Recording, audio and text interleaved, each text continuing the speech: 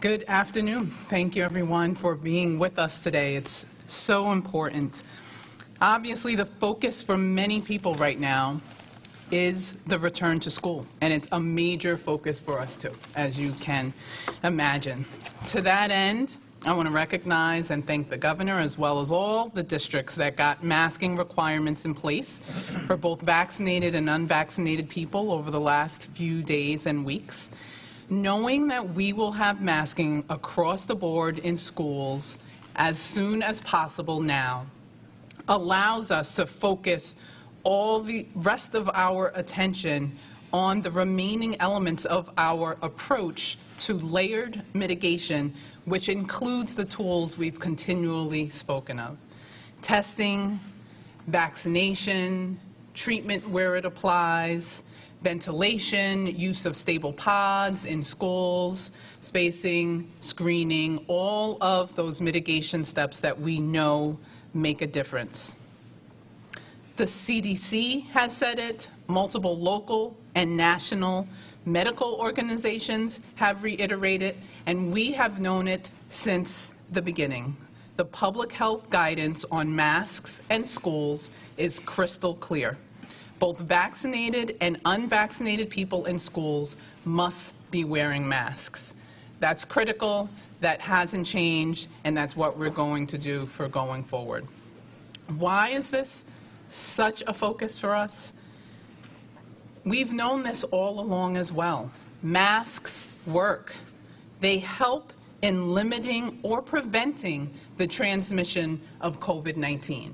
And when we have the Delta variant strain that we have now, where one person can infect 6, 7, or 8 people compared to one person infecting 1 or 2 people, as we knew before, masks are even more critical, along with all of the other mitigation components that we know work. Very sadly, we are seeing across the country that schools with loose masking policies or no masking policies are seeing outbreaks of COVID-19. We want to learn from that. We can. We know that this works. Unfortunately, in Texas, at least 4 school districts have already closed temporarily due to COVID-19 outbreaks. Mask wearing was just optional in those 4 school districts. More than 5,500 students at a school district in Central Florida are quarantining currently due to an outbreak of COVID-19. In response, the school board there now is considering implementing a mandatory mask policy. There was not one in place previously. So the opportunity that we have to start now and to focus between now and when school starts to ensure that we have strict compliance with our masking and every other mitigation policy that's in our K-12 guidance will absolutely make a difference. Thankfully, because vaccinating is such a critical piece, we are able to say that we have strong vaccination rates here in Rhode Island, certainly, sadly, better than Texas and Florida and many other places. We all know, without a doubt, the core of our vaccination program that has been run through the Rhode Island Department of Health. We've led in immunizations in the past. We're continuing to do that with COVID.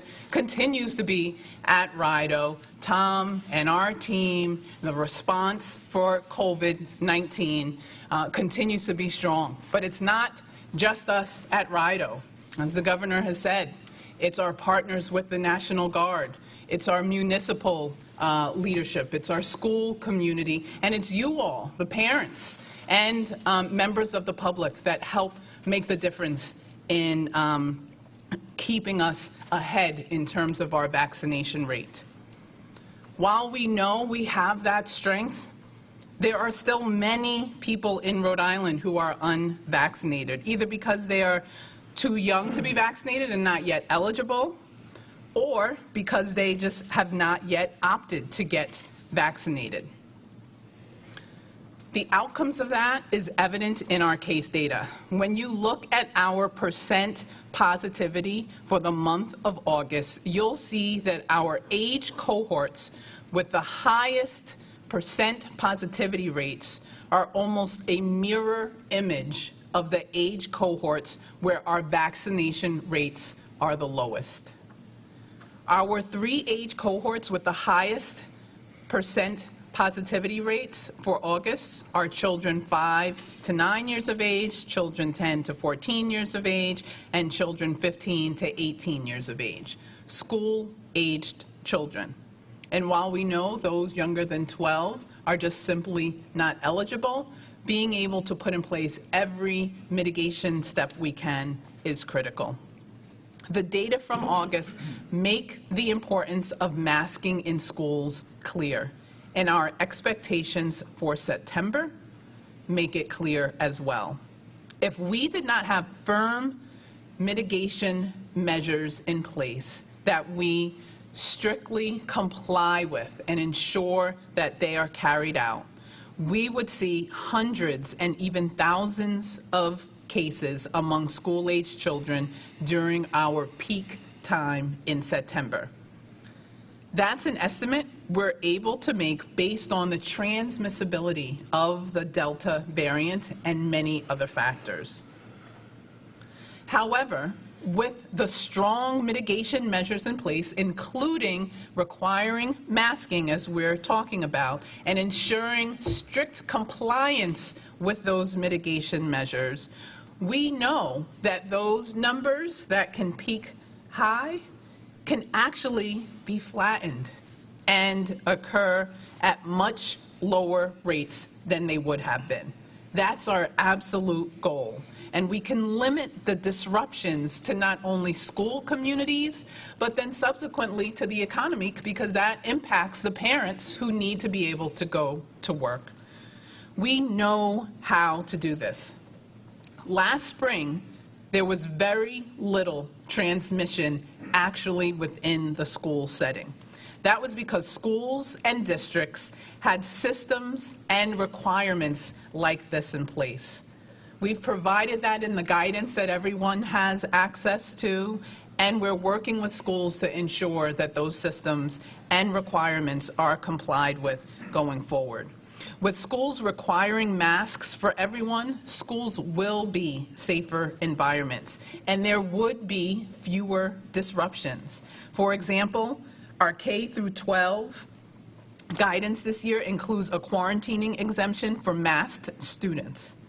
A K through 12 student exposed to another K through 12 student infected with COVID-19 will not need to quarantine if the exposure occurred in an indoor K through 12 classroom, and if both students were wearing masks, if 3 feet of distance was maintained, and if the other mitigation steps are in our K through 12 guidance are followed and in place.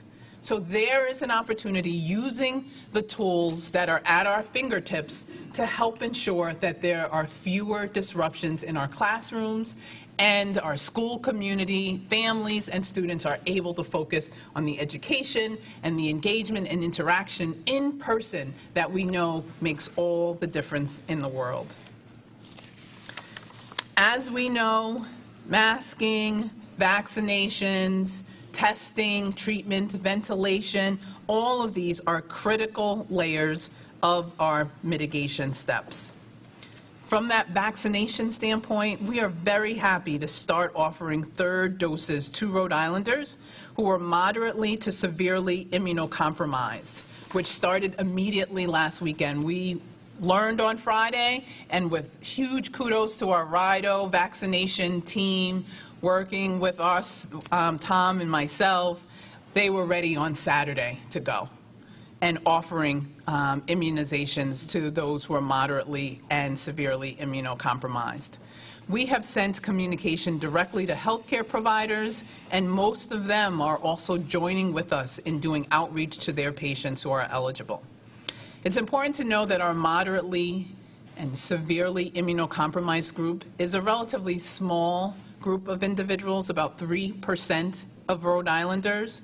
but they are more vulnerable. They are equally as important to us, and it's great news that you can be proud of that Rhode Island was ready within 24 hours to make sure they had access to the vaccine that was needed. And a kudos again to the RIDO team for pushing that out. The last topic I want to hit is on treatment, which the governor touched on as well, particularly with knowing how transmissible Delta variant is. We will continue to see some of the cases, but it's important to know that treatment is available, and it's even more available now. It's fast, easy, and highly effective. It helps keep you from getting sicker, and it helps keep you out of the hospital. We want to access every tool we have to be able to do that. And it's now available for people 12 and older. That's a huge advantage. Please talk to your healthcare provider about whether you should get treatment and where you can get it when you qualify. If you don't have a doctor, don't worry, there are still options available for you. Just visit covid.ri.gov/treatment.